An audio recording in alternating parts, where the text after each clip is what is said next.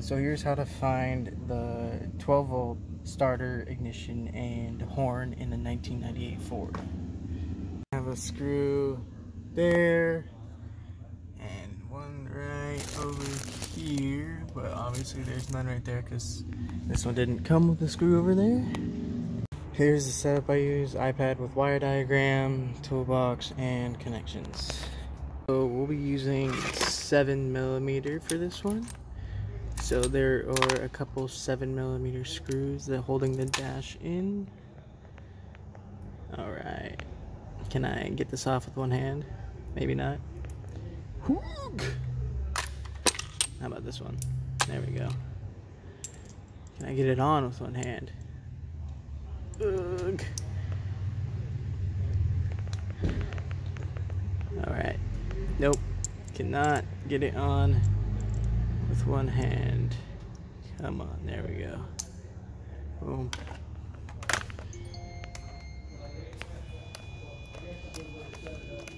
Alright.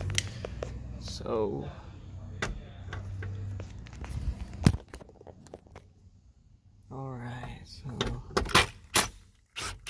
bam. Not sure if I gotta take these ones off, but why not? Pretty sure I do. And then, so there's also gonna be some hidden screws right here. I'm pretty sure maybe on the other side. Oh, and these panels just pop off. Yeah. So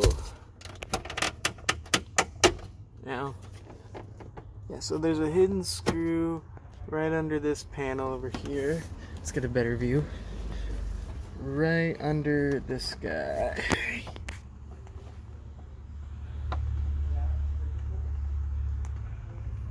Right there. Let me get the flashlight.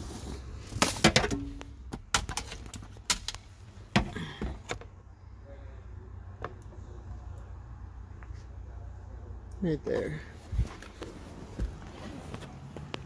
Alright, well, let's get that one real quick. I'm gonna need to put the camera down.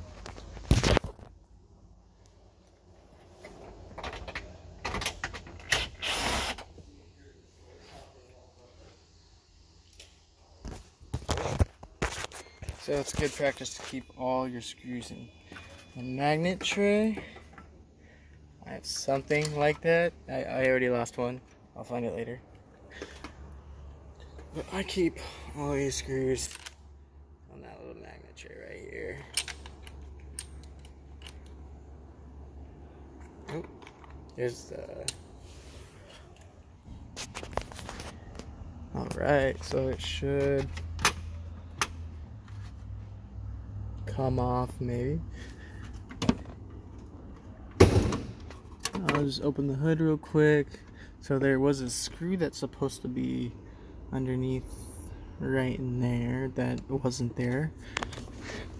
And then there's also a screw right there going into that.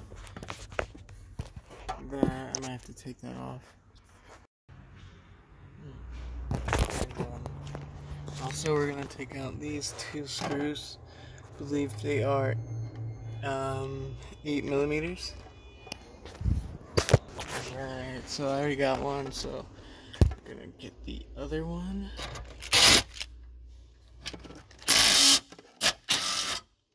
There we go. And it just fell down. Great. I'm going to put the camera down. So this guy has a switch right here that's preventing me from doing everything I want to do and more. Preventing me from having the ideal space to work on the car, but I can get around that just by letting it hang, because I don't want to hook that switch back up. Well, not hang, but rest against my drill.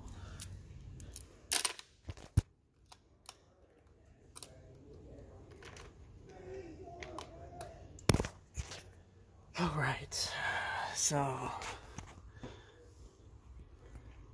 I guess now's a fun part. I'm gonna remove this little plastic thing real quick because all the wires are right under this thing that I need to get to. So it's going to be fun.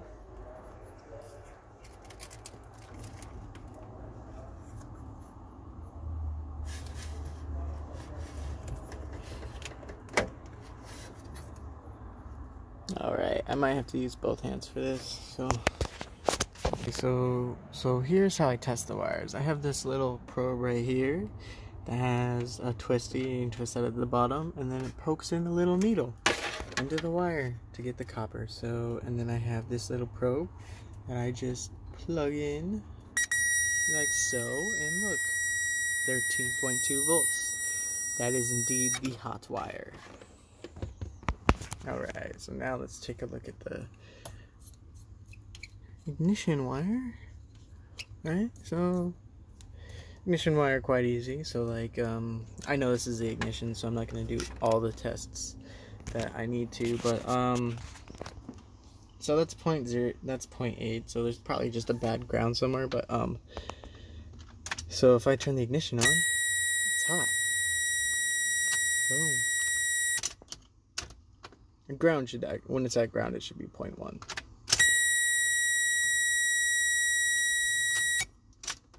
Boom. Switching the key. Oh, and there's also like an auditor, so bam. And then you know that it's ignition when you turn it on, and it stays hot throughout the whole thing. So if I start the car and it stays hot the whole time, or 12 volts, or I mean, it'll drop a little bit, but that basically means it's the ignition and not accessory. Accessory will lose power when you turn the car on.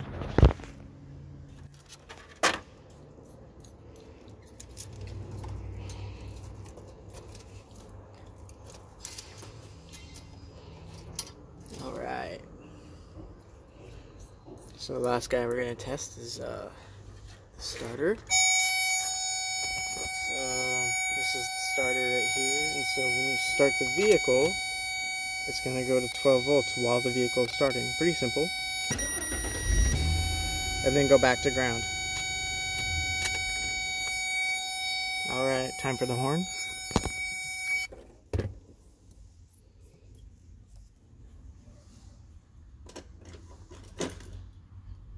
didn't leave my gas in there, did I? I don't think so.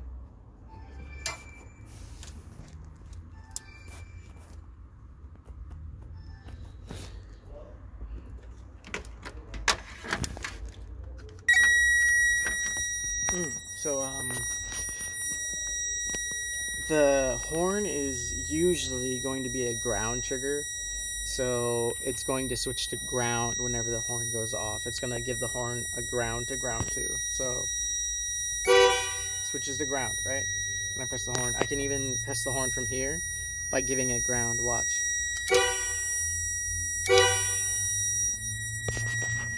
Alright, so I like to keep everything pretty small and compact, so I like this really tiny toolbox that's like pretty small, and I like to be able to keep everything inside here, just so I can pull everything out when I need it, and it's not too big, it's not too heavy to carry.